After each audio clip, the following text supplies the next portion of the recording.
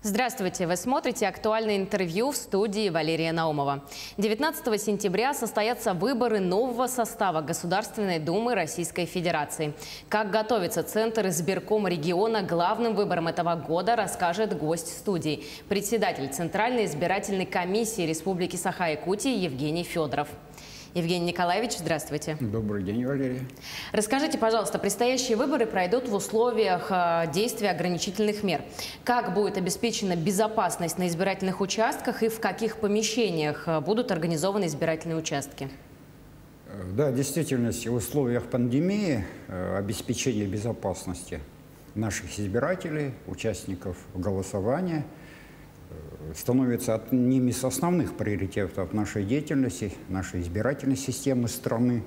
В первую очередь хочу отметить, что, учитывая санитарно-эпидемиологические ситуации, еще летом, в начале лета этого года, Центральная избирательная комиссия России приняла решение о необходимости проведения многодневного голосования, то есть выборы у нас пройдут 17, 18, 19 сентября.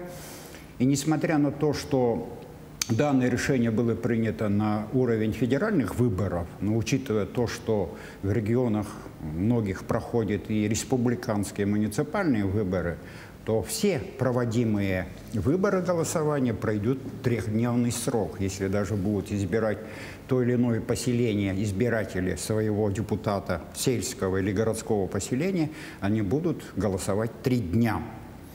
Ну, будет во время голосования, безусловно, проводиться уборка помещения, санитарная обработка поверхностей. При входе будет работать термометрия, обработка антисептиками рук наших избирателей. Установлены будут разметки для разведения людей, потоков. И таким образом, безусловно, все принятые решения, вот эти, которые я выше сказал, они позволят свести к минимуму риск заражения коронавирусной инфекцией. С этой точки зрения надо сказать, что многие наши члены избирательной комиссии понимают ответственность за свое здоровье, здоровье своих окружающих, и в первую очередь избирателей. Сегодня ведут активную работу по вакцинации членов участковых комиссий. И с этой точки зрения по всей стране такая добровольная работа ведется, разъяснительная, добровольный характер, безусловно, этот темп имеет работу. У нас на сегодняшний день 52% членов участковых избирательных комиссий, а у нас их больше 6 тысяч человек, они уже получили вакцинацию в полном объеме. Из 35 территориальных избирательных комиссий, где работает несколько сот человек, там уже, в принципе, этот показатель превышает больше 60%. С этой точки зрения, безусловно, мы считаем, что мы, организаторы избирательного процесса, максимально сведем к минимуму риск заражения данной коронавирусной инфекцией на наших избирательных участках. Избирательные участки, их у нас 794 в республике. Мы сегодня принимаем решение о необходимости создания временных избирательных участков в соответствии с требованием законодательства тех же вахтовых поселках или объектах социального учреждения, которые, в принципе, у нас есть в республике. И с этой точки зрения, конечно, в основном они размещаются в объектах социальной сферы. Надо сказать, что 35% наших избирательных участков размещаются в объектах образования, школах, учебных заведениях. 44% наших участков находятся на объектах культуры. 16% это у нас размещается в различных административных зданиях различных учреждений, и 6 наших участковых комиссий размещается в зданиях аэровокзалов, аэропортов нашей республики. Расскажите, для чего в каждом пункте голосования необходимо видеонаблюдение? Как вы думаете, люди будут следить за ходом голосования?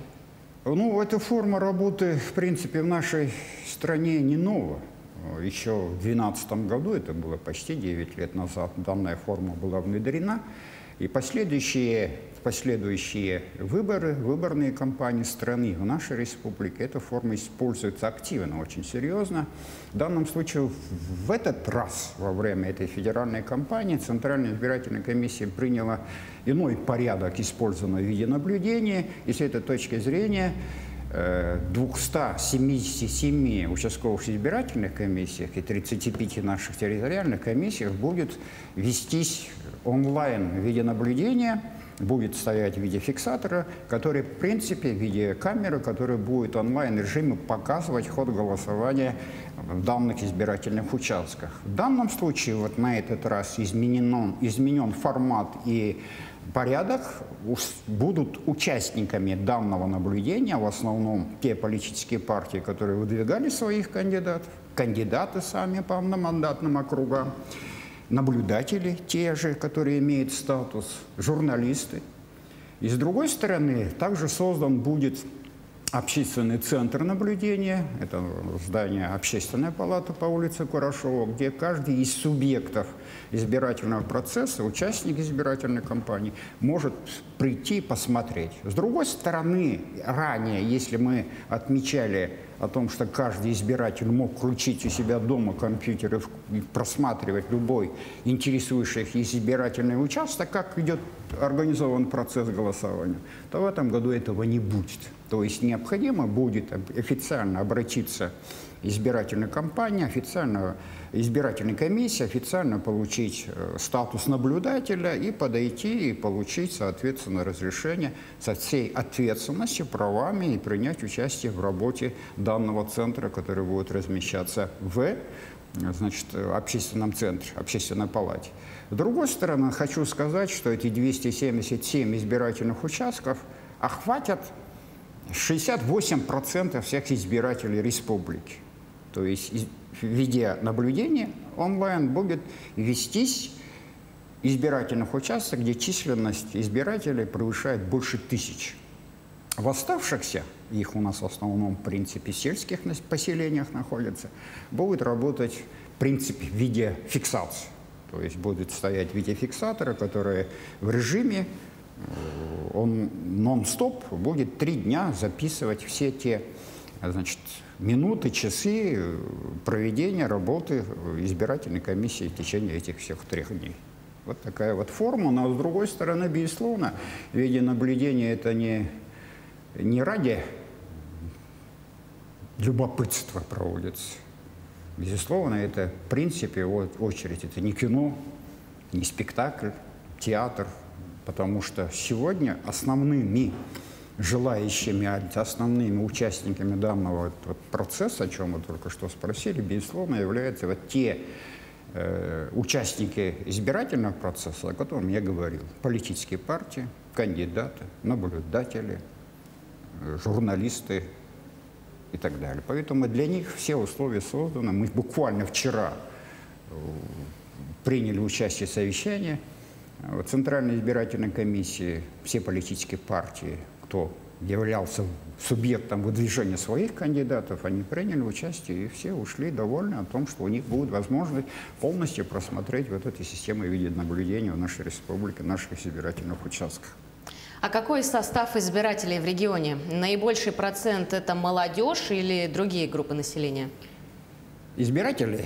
Ну, избиратель – это форма постоянно находится в динамике населения. Кто-то рождается, кому-то 18 лет исполняется, кто-то переезжает. С этой точки зрения мы 2 раза в год учитываем, определяем численность избирателей по состоянию на 1 января и на 1 июля каждого года.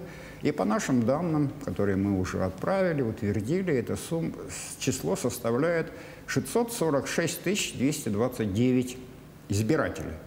Стабильно держимся, у нас нет снижения практически. С другой стороны, мы проанализировали, с этой точки зрения такого анализа мы никогда громко не говорили, но интересно, наверное, зрителям и в первую очередь нам, членам избирательной комиссии, у нас женщин составляют больше, ну, как и полагается, 54% избирателей республики – это женщины, 46% – это мужчины. Если взять категории по возрасту, то молодежь у нас от 18 до 29 лет чуть больше 20%. В то же время старшее поколение, старше 60 и выше избирателей в нашей республике чуть больше на пару процентов. Этот показатель составляет 22%. С другой стороны, среднее поколение от 30 до 49 лет избирателей, 40% это у нас именно этой категории возраста, а 50 и 59 лет 16,6% избирателей это именно люди вот среднего возраста. Вот такой вот состав у нас избирателей в нашей республике. В этом году выборы в Госдуму пройдут в трехдневный срок. Это впервые. Как скажется новый формат на результатах выборов и каковы прогнозы по явке избирателей? Ну, необходимо отметить, что будет ли голосование 3 дня, может больше или меньше, 1 день, несколько часов. Безусловно, результаты не влияют на формат, вернее, проведение голосования не влияет на результаты, потому что каждый избиратель персонально голосует сам, и он определяет. Поэтому наверняка говорить о том, что прямолинейно сказать о том, что какие будут результаты, наверняка нет. Но с другой стороны, я хочу отметить, что явка в нашей республике всегда была высокая.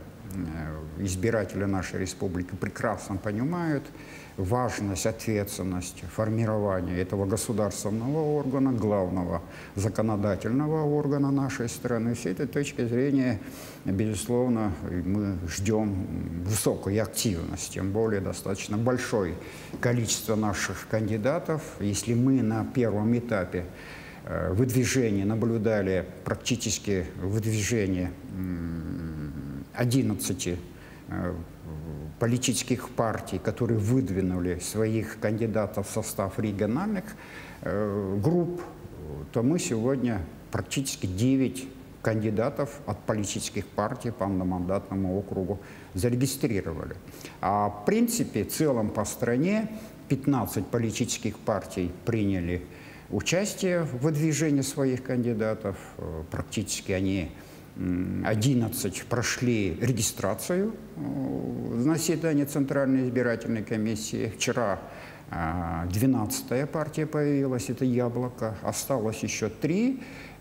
«Единая Россия», «Новые люди» и Российский общенародный союз. Соответственно, в установленном законом время регистрация по отношению к данным федеральным спискам данных политических партий будет определено, и я думаю, что не менее 14 политических партий каждый избиратель, который придет в день голосования, увидит в первом бюллетене. А во втором бюллетене по одномандатному округу 4 августа, это буквально несколько дней назад, завершился окончательный прием всех документов, и ожидаемые 3 человека, которых мы внимательно за ними следили, болели за них, но, к сожалению, 2 выдвиженца, Людмила Иванова и Иван Степанов, не смогли собрать достаточное количество достоверных подписей, и таким образом в ближайшие дни избирательная комиссия республики примет решение об отказе им в регистрации, безусловно.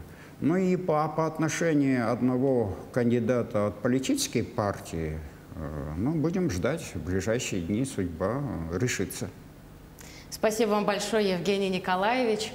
А я напомню, что сегодня мы разговаривали с председателем Центральной избирательной комиссии Республики Саха-Якутия Евгением Федоровым.